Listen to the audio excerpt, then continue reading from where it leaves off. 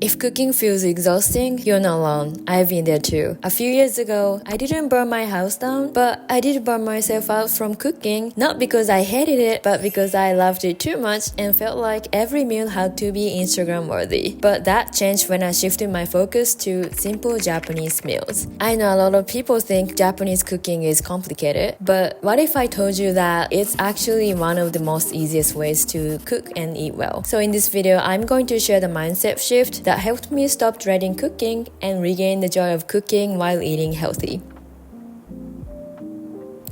To explain why I started eating simple Japanese meals, I want to rewind back to when I was a kid. I was born and grew up in a small rural town in Nagano Prefecture, and my childhood was nothing like what you see in anime. There was no cute cafes or cute stores to stop by after school, except in high school, because I went to a high school in Matsumoto City and there are actually lots of cute cafes. But growing up, I was always curious and interested in the lifestyles that girls in big cities or overseas seem to have. So unsurprisingly, I started dreaming of studying abroad after growing up.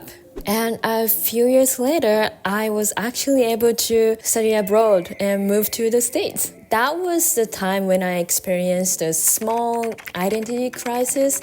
It was not traumatic or big issue at all, but it definitely changed the way how I feel about being an Asian in the States. I lived in a state where most of the populations was white people. So like other human beings, I wanted to blend in. So I started feeling ashamed of being Asian, from the clothes I was wearing to behaviors that were really Asian, like bowing, to food I was eating, because Japanese food are much different than what American people eat.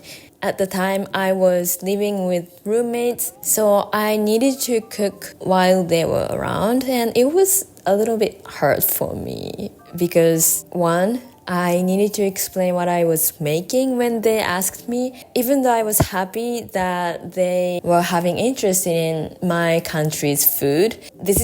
But by the way, this is not their fault at all. This is the issue of me. But I felt like they were making fun of the food I was making or eating. And the second issue was I didn't want to be different. I wanted to be like them, and I didn't want any unnecessary attention, if that makes sense.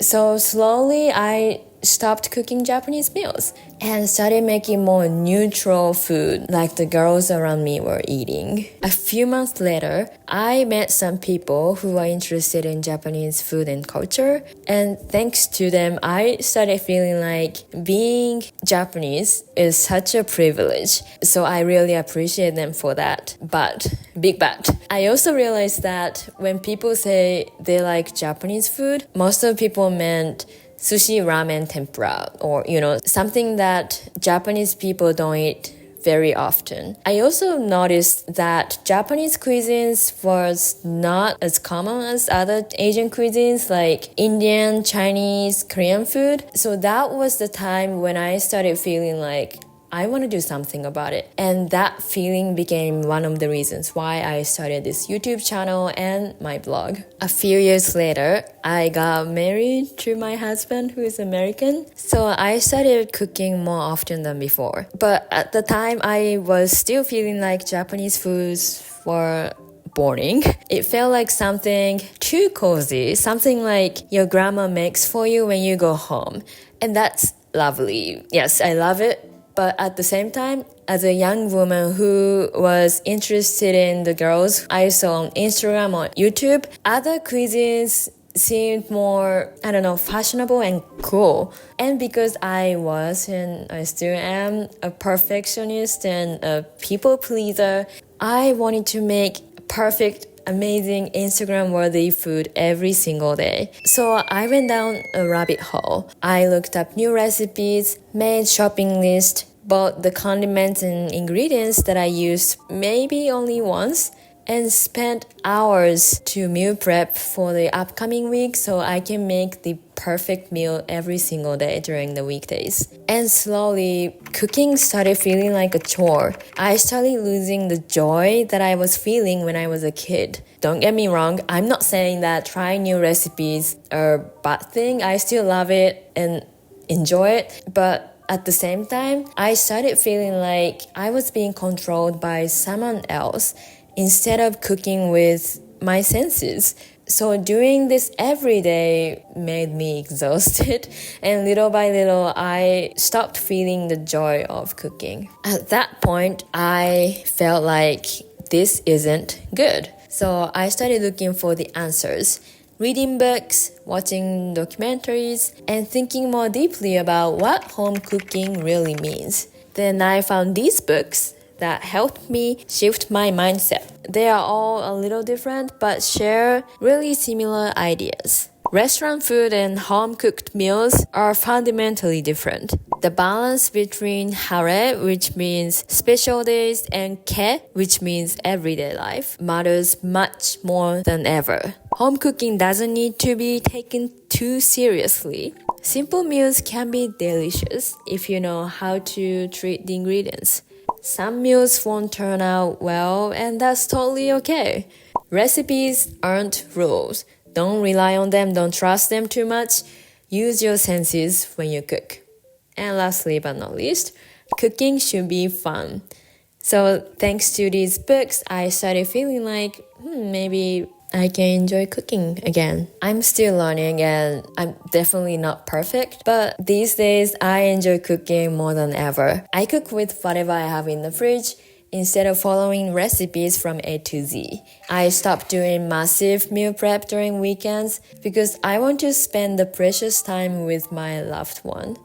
Instead, I do small meal prep during weekends and a little prep when I make dinner. I also stopped trying making fancy meals every day. Instead, I eat simple, pretty much similar meals every single day. But I don't get bored. Instead, I feel like I can enjoy the hare meals much more than ever thanks to those boring meals. I also use fewer ingredients and seasonings. I still have a lot of seasonings in the fridge, but I'm planning to not restock them after I use them up because maybe I won't use them as much as I want to and I don't want to waste them.